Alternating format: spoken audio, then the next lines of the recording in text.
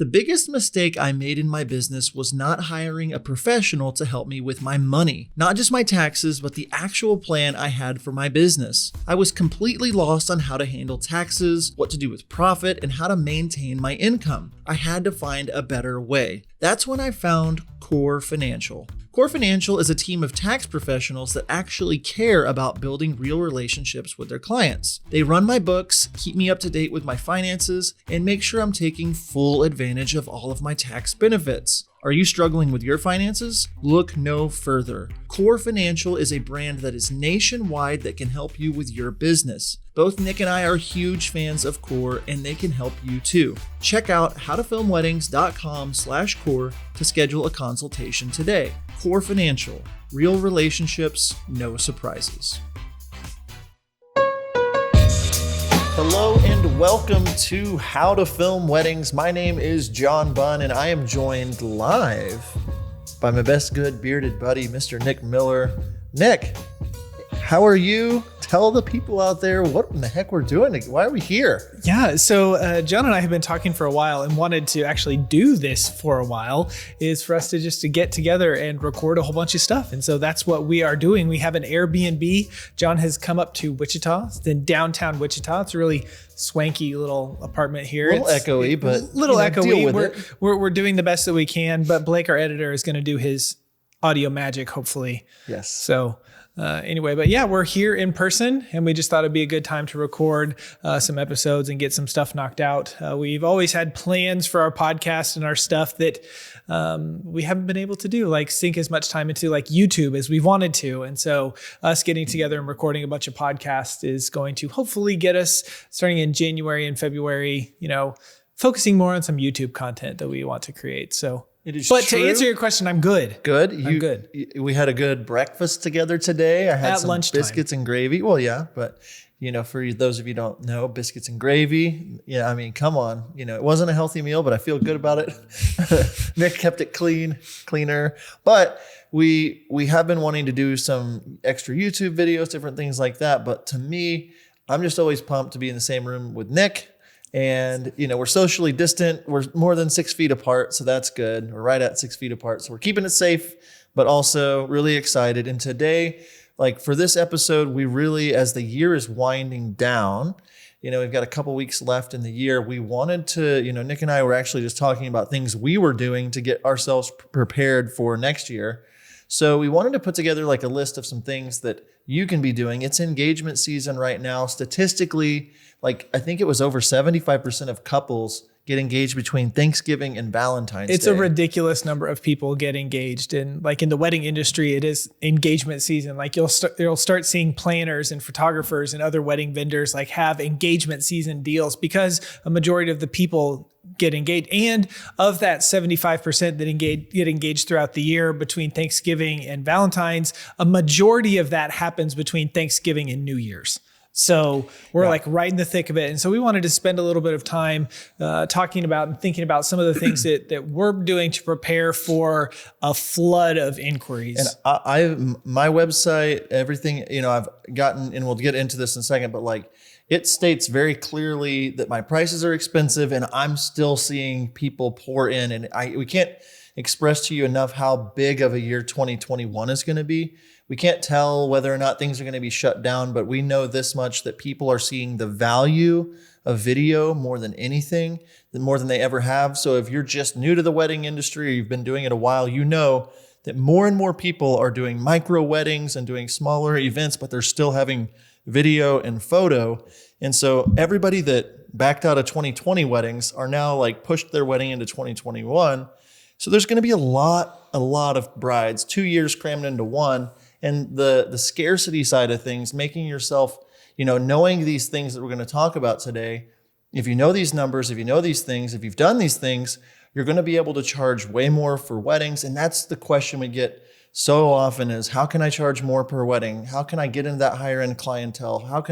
And so we just wanted to break down 4 ways to get yourself ready for engagement season. And Nick, the first thing that we really think is the most important to start with is your website. Yeah, definitely. So, John and I over the last year plus have done a lot of mentor sessions with a bunch of different videographers, across the country.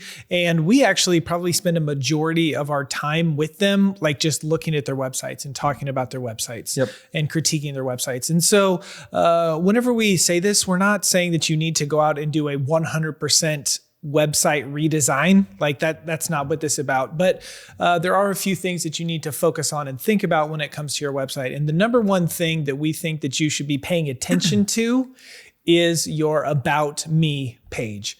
Yes, your About Me page over films, over other stuff on your website, your About Me page. And why?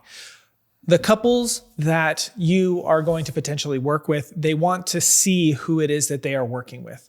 And so if you are very generic or you don't have a picture on your website of you, or you don't have things that it's about you, like that is just going to frustrate people that might actually want to hire you, but they're not doing it because they cannot see you and talk to you. Well, they're not talking to you, but they can't see you and get to know who you are. So we recommend your About Me page, putting a picture of yourself looking at the camera. There is something about, connecting with people's eyes. Yes, it's really cool to have that pose where you're looking off in the distance or, something like that. And I get why those photos are cool, but you need to have at least one picture that is you looking at the camera so that the people that are coming to your website to learn about you and know you can look you in the eye and they can connect with you a little bit more. So number one thing, your About Me page, have a picture of yourself with that. John, why don't you kind of talk about maybe the text or, how a lot of times when someone hires us for a mentor session, the first thing that I do is I go to their website, I go to their About Me page, and I'm just trying to look if I feel like I can connect with them. A lot of times I go to a website and it's more just black and white with text, and it's more talking about a company, or it's like, at such and such production company, we specialize in this and we've won these awards and if that's the vibe you're going for, that's great. But if you put yourself in a couple's shoes, they just got engaged, they know, like they've been seeing the importance of wedding videography maybe, or whatever. And it's like, they just are searching, their first initial thing they're doing is searching out and seeing who all's out there. And are you going to be memorable? Is there going to be anything about your About Me page that helps them connect and say, oh, I might want them at my wedding. They seem like a fun person to be at the wedding, or whatever it is you're trying to get them to communicate. Because if you are going for a mood and a vibe, that's fine. But like being very intentional with that. And then we see the text a lot of times, and like I was saying, it's written in a certain way that feels not very personal. And we say this again and again to people, but if I were you, I would literally, either print out a photo of a couple that you've worked with before and like sit that next to you as you write about you to that couple, and say it out loud after you've written it. If it sounds weird, you're probably not going to like the way it feels on a website. There's a couple of people that I follow that do a really good job. Number one being Jenna Kutcher. She just writes in such a way.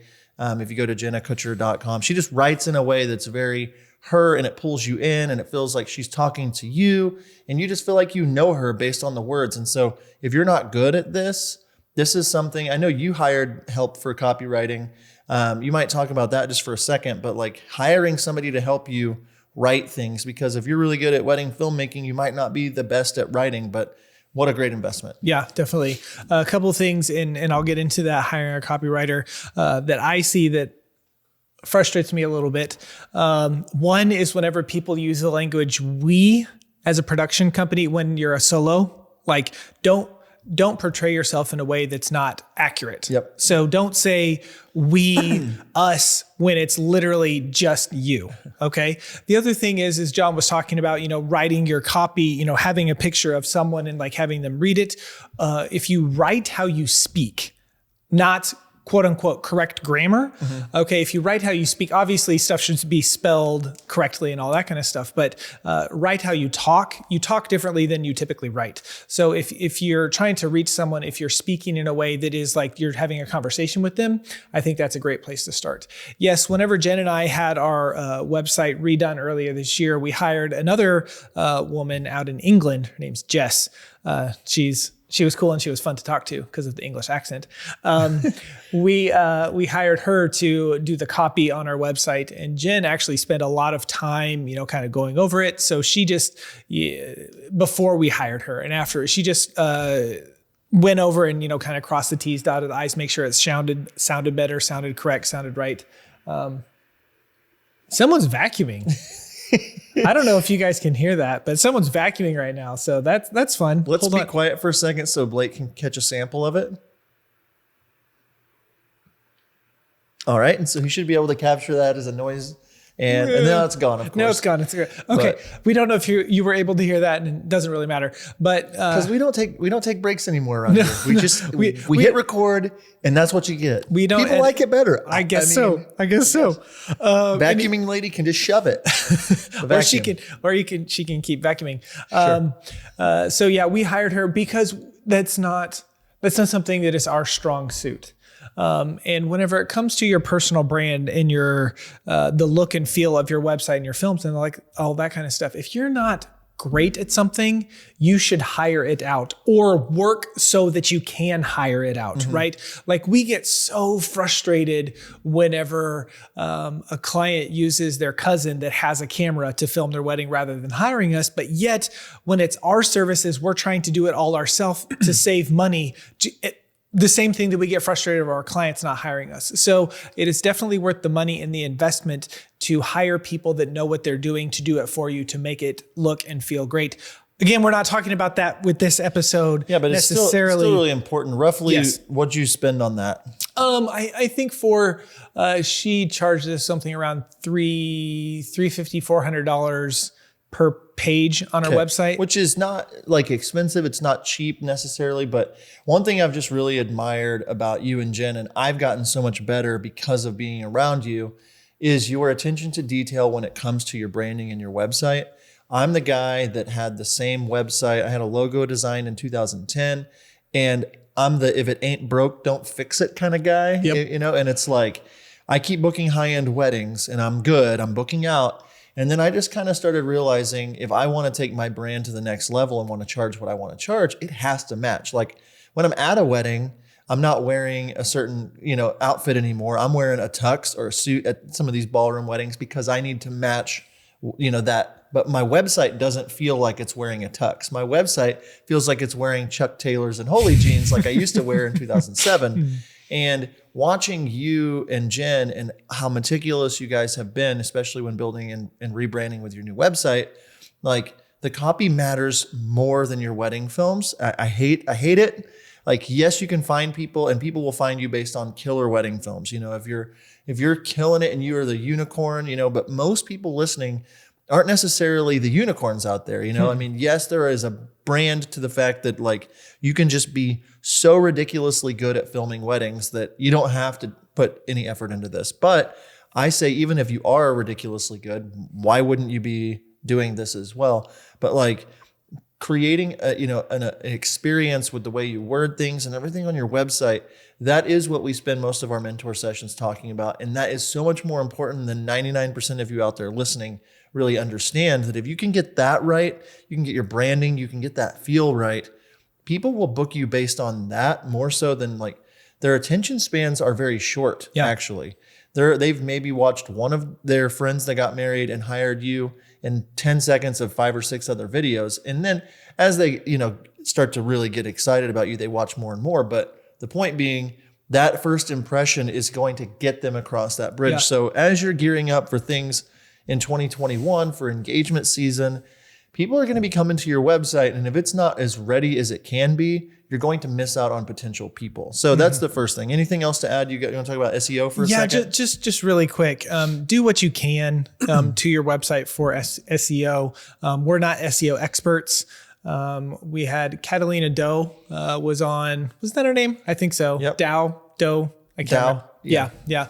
Episode, I don't know. She was somewhere in the 60s, 50s, 60s. You remember episodes great. Yeah. I don't actually, for whatever reason. Anyway, she talks specifically about SEO. She has an SEO course that I purchased. It was really good. But, fine tuning those details about like footer and, your URL and your, headlines on your website. Just make sure that they are optimized as best they can. All of your films, if they're on YouTube, they should have city and state or venue and city or some combination of that. I have actually started a blog where every time I started a blog, I have one, but I'm like now consciously uploading to it where as soon as I make it live on YouTube, I'm putting it on my blog. I'm just copying and pasting the exact same text, but I am making sure that the headers on my blog are, I don't even put the couple's name, I'm just like intimate wedding in Big Sur, California, like that sort of thing, elopement wedding in Big Sur, California, so it kind of hits on those words. So do everything that you can, just little tweaks to SEO so that you can hopefully target better for your local market for in engagement season when people are typing wedding videographer, my city, your name. And on the heels of the whole website facelift, getting that ready, like remove anything from your website that doesn't project what you want to be, like, taking videos off that are older, updating it with new videos from this year that tell the story of you and your brand the most. And like what Nick is saying, whenever I'm doing my SEO, I write a story for every single couple. And I would beg to, like, I would imagine that 99.9% of people never read that story. But it is so important to YouTube algorithms as well as if you've copied and pasted that same story like Nick and I both do into a blog, if you're, one of the main places I shoot is Southern Hills Country Club. So I'm always like Southern Hills Country Club wedding, blah, blah, blah, or whatever.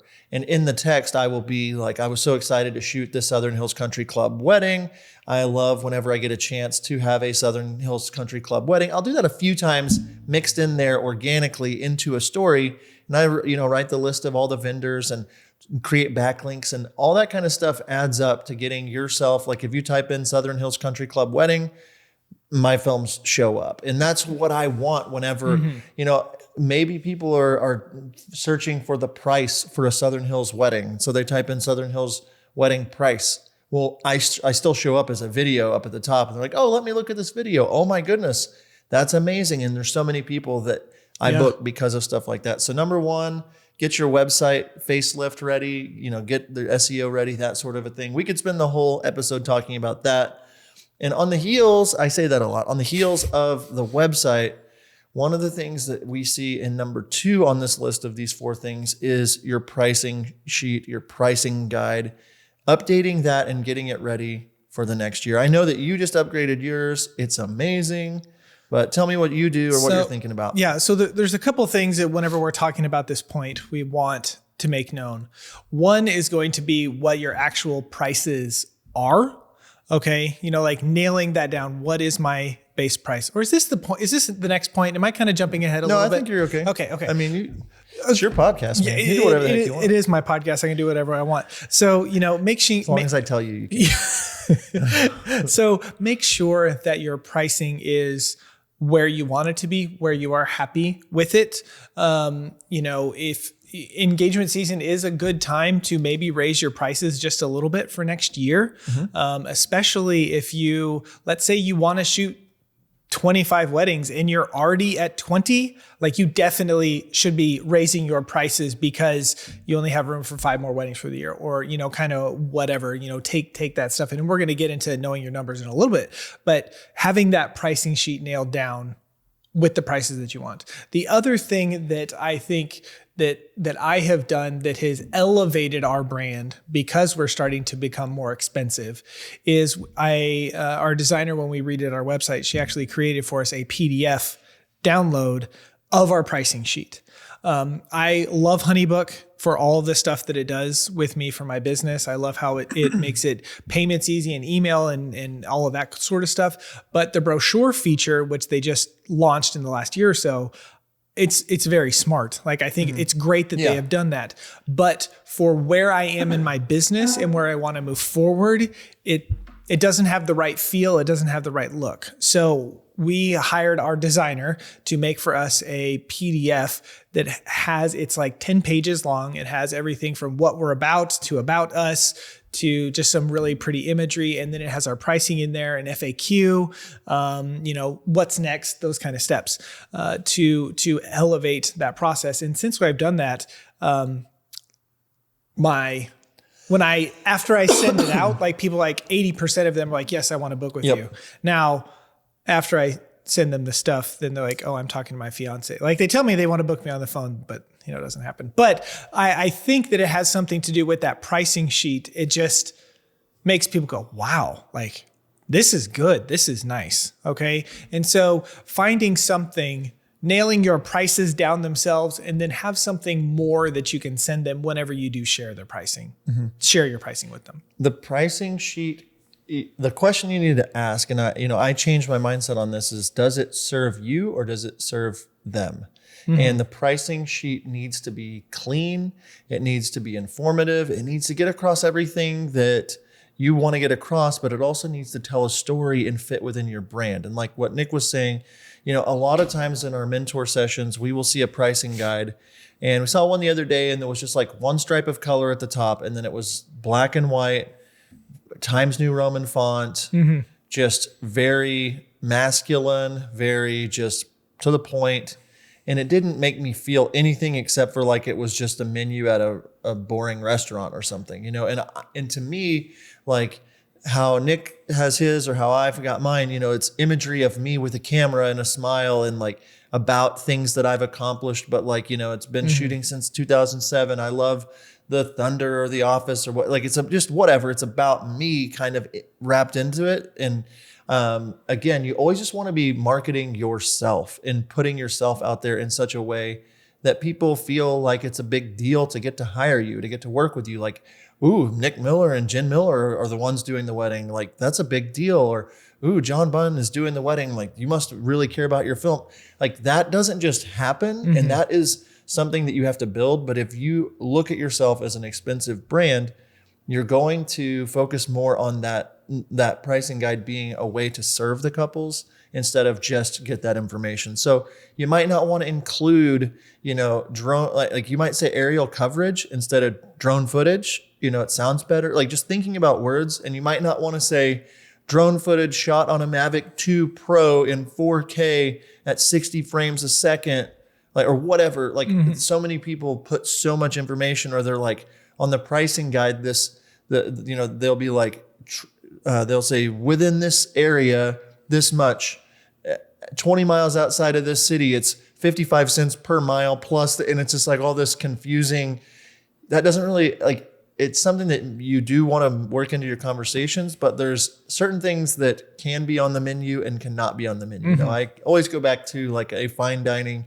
It's not like they're telling you the seasoning that they're putting on the steak or how long they might say flame grilled filet mignon from this. And then you're like, oh man, I'm hungry, as opposed to, cooked at 400 degrees for 20 minutes at this. And so just thinking about your pricing sheet, getting it ready for next year, as we're getting more and more mentor sessions and talking to more and more people, so many people are like, yeah, I put that together, I need to get back to it. And we would say that needs to go at the very top of your list for next year for engagement season, because what happens is what happened to me so many times is I was gonna get to it, but then somebody inquired with me and I was just like, I'll send them that one. And I would have to even just not even updating my prices, but I would have to book, I just have to book whatever I had, whatever was there. And I could have raised my prices and so updating that, refreshing that, just making it a little more clean, make sure your numbers are up to date on like if you're putting out some statistics of how many weddings you've shot or, this many happy couples or that kind of thing. So just refreshing that, updating it. Anything else on pricing sheets? I know I rambled for a while there. No, I think it's one of those things you just need to revisit and look at. So many of us, like John was kind of saying, you did it once or it's on the back burner and other stuff comes up. But I think this is definitely one of those things where future you will definitely thank you, current you, for spending some time on your website, doing a little bit of update on the About Me page, your SEO stuff, and then a pricing sheet, whatever, making it look as nice as you absolutely can make it look. So we're doing 4 things to get ready for engagement season. We have 2 more left, and we will get to those right after this break. What would you take on if you had an extra set of hands? What would you do with your free time if you didn't have to edit? So many of us get bogged down in the post-production hustle that we never seem time to focus on our business. John and I both felt that way until we found Wedditor. Wedditor is a post-production team of top wedding film editors and project managers that give your films and brand the extra eyes, ears, and hands that they need. Not only is Wedditor delivering films we love to our couples faster, but we can invest ourselves fully in other areas of our business knowing that Wedditor has our back. Be the first to know how your second shooters are doing, how those new LUTs work with your footage, and relax knowing your couples are getting the full attention they deserve on every single project. So what could you do with an extra hand? Head over to howtofilmweddings.com/Wedditor, whether you're ready to start now or preparing for next season. Be sure to use promo code HTFW for $50 off your first project. If you're interested in this service, make sure you head over to howtofilmweddings.com/Wedditor soon. Fall 2020 spots are lined up and filling up fast. Wedditor, more than freelance, more than outsourcing. Finding the perfect song for your wedding film can be so frustrating. We spend countless hours searching for the perfect song. When it comes to licensing music, Nick and I both love MusicBed. Not only do they have the best music, but their website makes it so easy to find the perfect song and to find it fast. We've both been using the MusicBed's wedding subscription for years and cannot recommend it enough. Not only are they adding new music from incredible musicians like Chapters, The Light, The Heat, and Tony Anderson all the time, they've made it incredibly easy to search their library for mood, genre, instrumentation, and even key. So what are you waiting for? Head on over to howtofilmweddings.com/musicbed and use promo code HTFW for a free month of a MusicBed wedding subscription. howtofilmweddings.com/musicbed. And we are back from break. We're going to go ahead and jump into our question of the day presented by Wedditor. Wedditor, more than freelance, more than outsourcing. Just got an edit back from them. So solid, man. So solid. I'm so good happy. things. The couple's happy. Everyone's happy. Definitely check them out. howtofilmweddings.com/Wedditor. So the question of the day is this, John. When should you consider raising your prices? Especially around like kind of this time of year. Yeah, again, on the heels of talking about the pricing sheet, talking about our website facelift, this moves us into the third point of things to be working on, and that is knowing your numbers. And I think this is the answer to that question. And it is so different for every different company out there, every different brand. We've talked to people in our mentor sessions or in the Facebook group that have 2 weddings booked next year. Well, it's probably not the right time to raise your prices. We've also talked to people that now have 40 weddings because 20 of them got moved to 2021 and they're kind of freaking out. And so wherever you are, you have to gauge. And the way you can do that, the way that I have found it to be the best in my business over the years is really, really knowing my data. I am not like a data geek, but it does, like if it involves me being able to make more money, I get really intrigued with it. And so I have a simple spreadsheet, our budget spreadsheet, and as well as just a simple spreadsheet that says, the couple's name, the wedding date, like it's everybody's couple or everybody for the year, just kind of top to bottom, like January weddings all the way down to December, how much I'm getting paid, where the wedding is going to be, who's shooting it with me, like just all my data right there in one spot. So I know right now as recording this, I have 15 weddings booked. And so for me, I'm about to raise my prices. Not only am I updating my branding and my website and all that kind of stuff to be a more luxury brand even, but I'm starting out at 6,500 right now and I have 15 weddings booked and only 2 of those are people that moved from last year. So, I really only wanted to shoot about 15 weddings and I'm okay with getting 18 to 20 just because of the business side, making sure the business is like the healthiest it can be by pushing weddings from last year into, next year. But by knowing those numbers and having that very clear out in front of me, I can confidently say, I know that the majority of people will not book me whenever I start my prices now at 7,500 or 8,000 or whatever it is. But whenever I'm booked to where I need to go, and I know that I need X amount of dollars to make my, to support my family throughout the year, I've already passed that. So I can play a little now. I can gauge just a little bit. Like I might bump these up $500 or $700 and just see if people will keep booking me. And so I didn't think people would ever book me for $6,500, but I was just texting with a bride just a minute ago. I was talking to Nick. I was talking to Nick and I was like, I love just being able to send my pricing guide immediately upon somebody reaching out to me, which was not the case before. And I said, hey, I start at 6,500. Here's a link to my pricing. She was like, can we set up a meeting in January? Because it's engagement season. She's home. She's, home from school or whatever it is. And she's like, we're really trying to knock things out. Are you available in January? Are you available the first week of January to get together? And then I just said, yeah, I'm available. When's your wedding date? Here's a link to my pricing. And it starts out at 6,500. And she was like, yeah, that sounds great. We want to do that at least and add the raw footage or whatever, which is $1,000. And now I know she's starting out at 7,500. And I'm able to do that because I know my numbers. And so the answer to your question, when should you raise your prices? It's when you're getting to a position where you are either wanting less weddings, a life situation has changed, or and you might only be, I'm only going to shoot 5 or 10 weddings or whatever, or you're almost booked up for the year. That is the market telling you you need to be more expensive, even if you don't believe it. And so many people we talk to in these mentor sessions, they're like, I can't raise my prices. I can't. It's like, just give it a try for a few months. And then what happens? Yeah. That's a huge thing. It's getting over yourself, or not over yourself necessarily, but just like getting over that hurdle. I can't afford this, so therefore I can't charge this. Well, tell you what, neither John nor I can really afford us. Like I wouldn't pay what I'm charging. Right.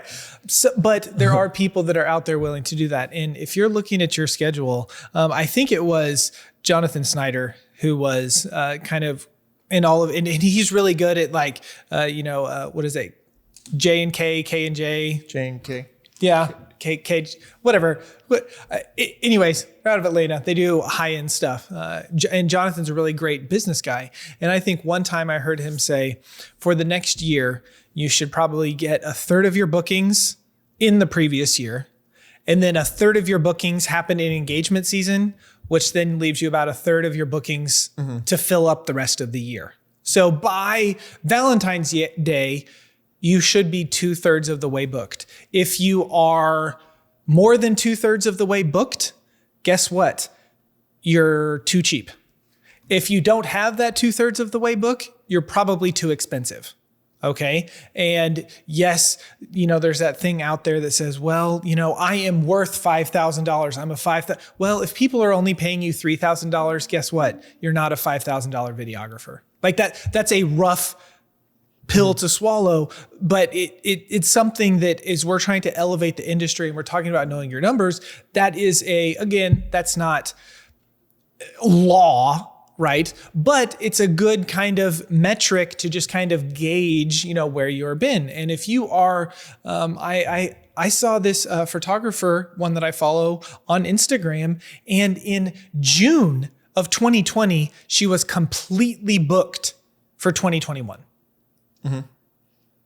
Like, if that's your case, your prices are way too cheap.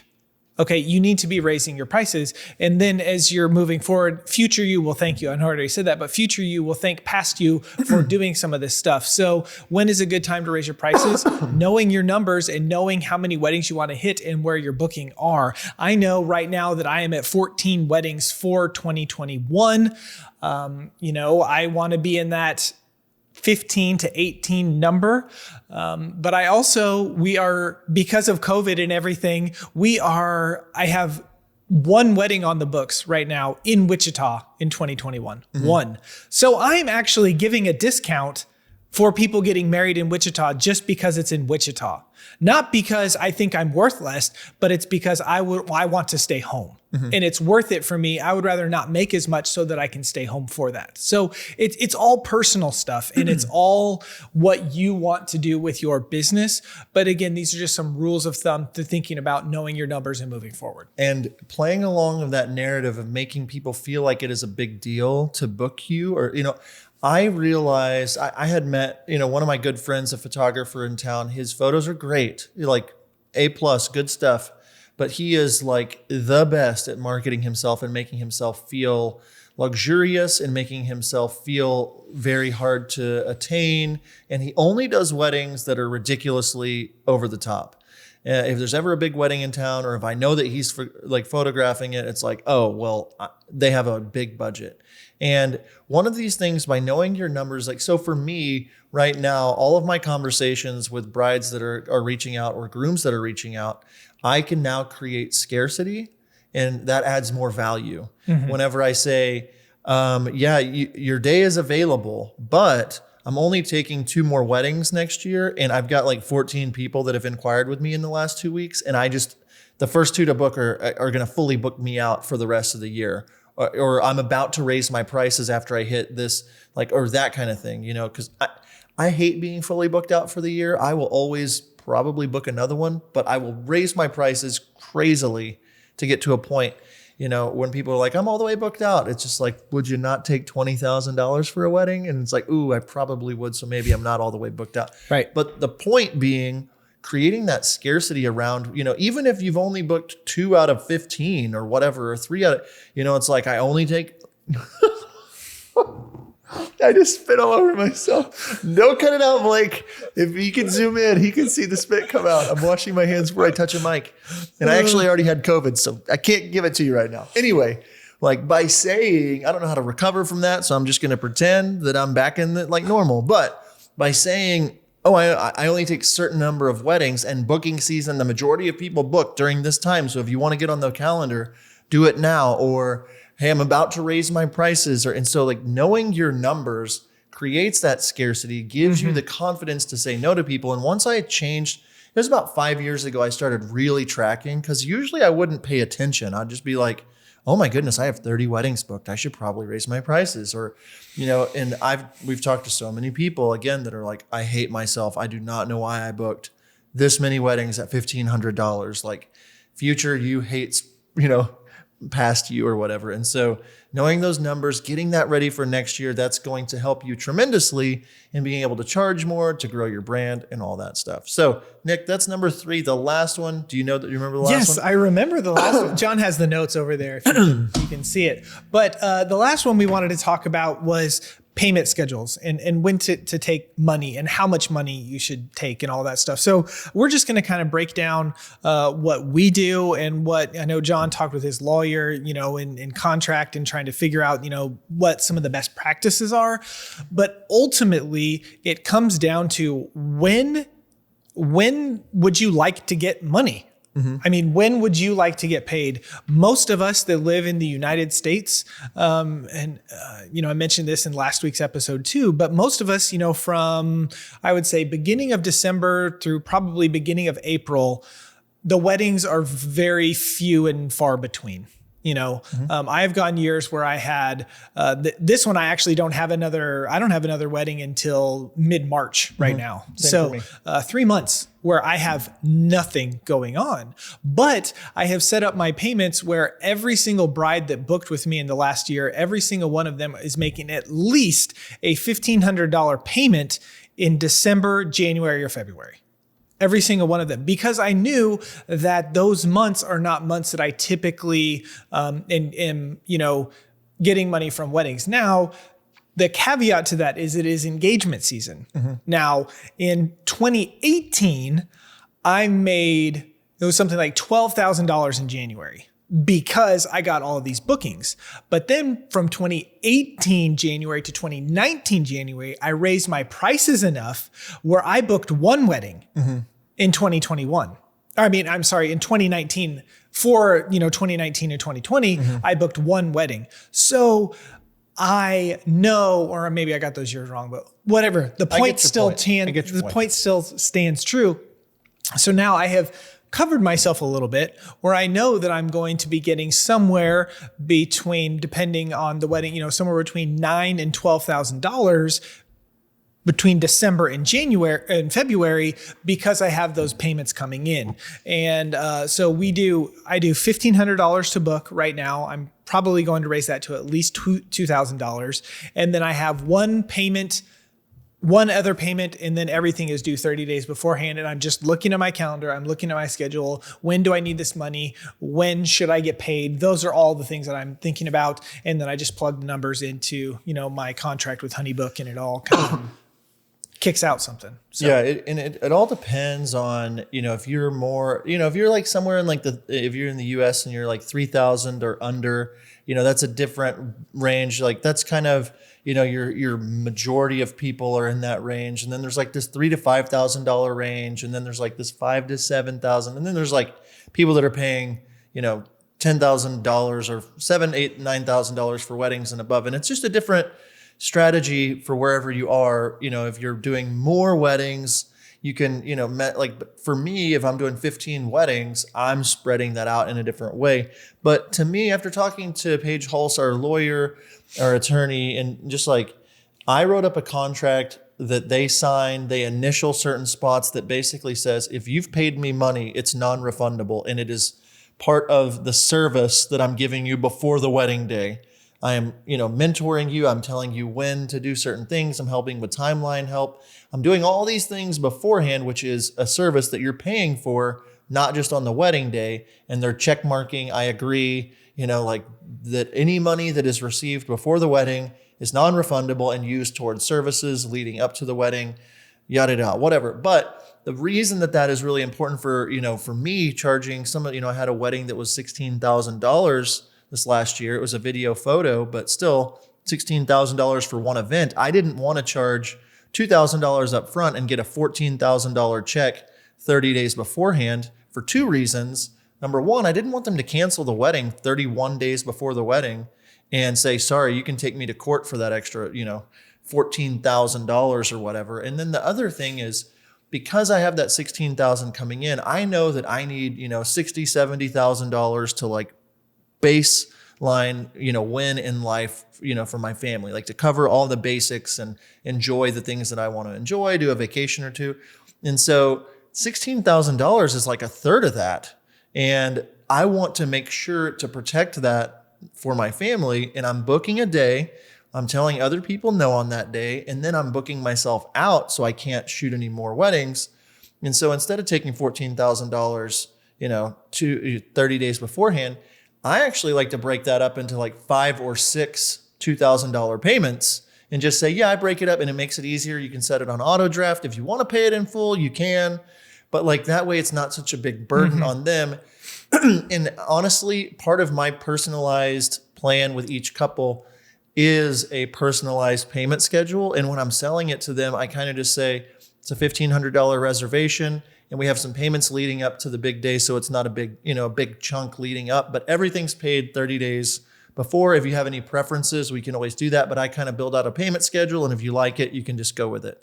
And then after they say, yes, we want to book, I will then build something looking at my 12-month, calendar and say, ooh, February is low. I'm going to do like for sure a pretty big payment and just say, yeah, we do one big payment here in February. And then the rest is.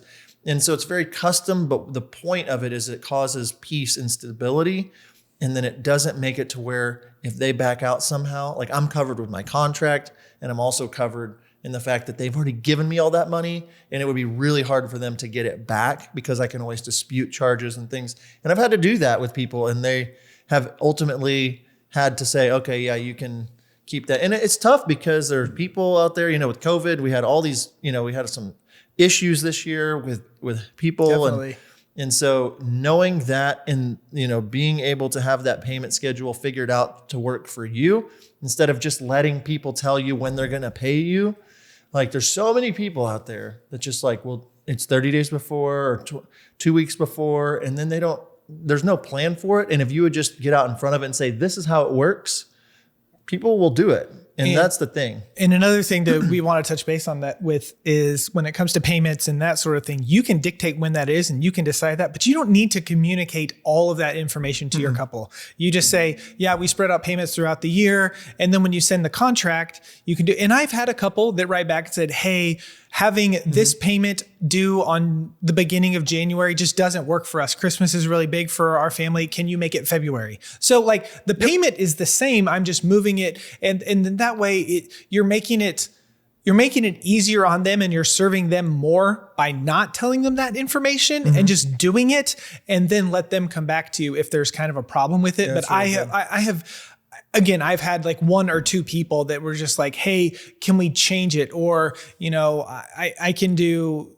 can we do more payments? Like I have one bride that's actually paying me like $500 every other month. She was like, I can do $500 every other month instead of having like a few big payments. So that's what we're doing for her, and her wedding's next April. So that's what we're doing there. So I think that the big takeaway from this whole section is if you know your numbers and you know the weddings that you have and you know your cash that is coming in, this type of thing, when to accept payments, is going to make your life a lot easier when you know all of that information. Yeah. So a couple other things. I wanted to throw one more bonus thing for people to be thinking about. Bonus thing. Yes. A bonus thing to be thinking about for this next year is you can do it within our Facebook group, or you can just ask a friend.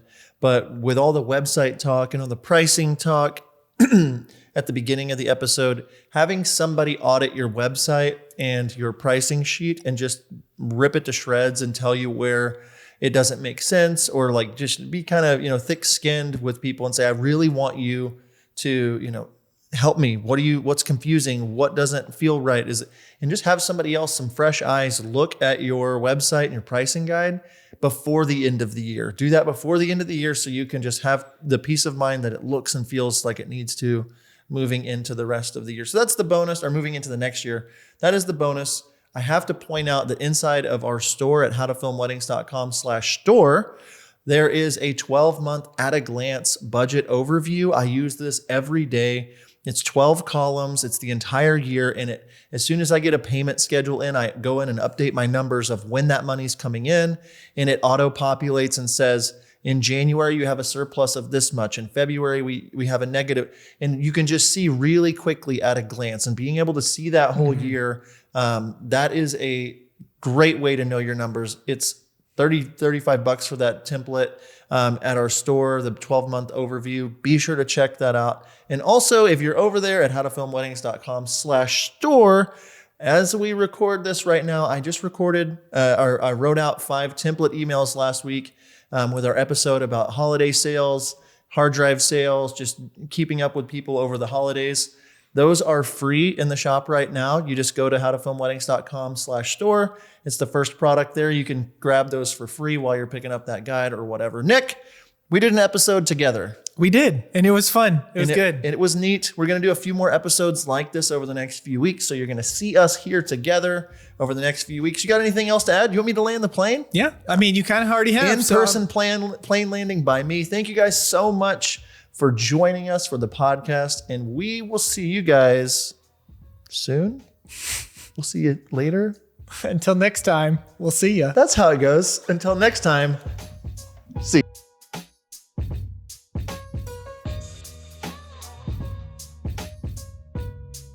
Yeah.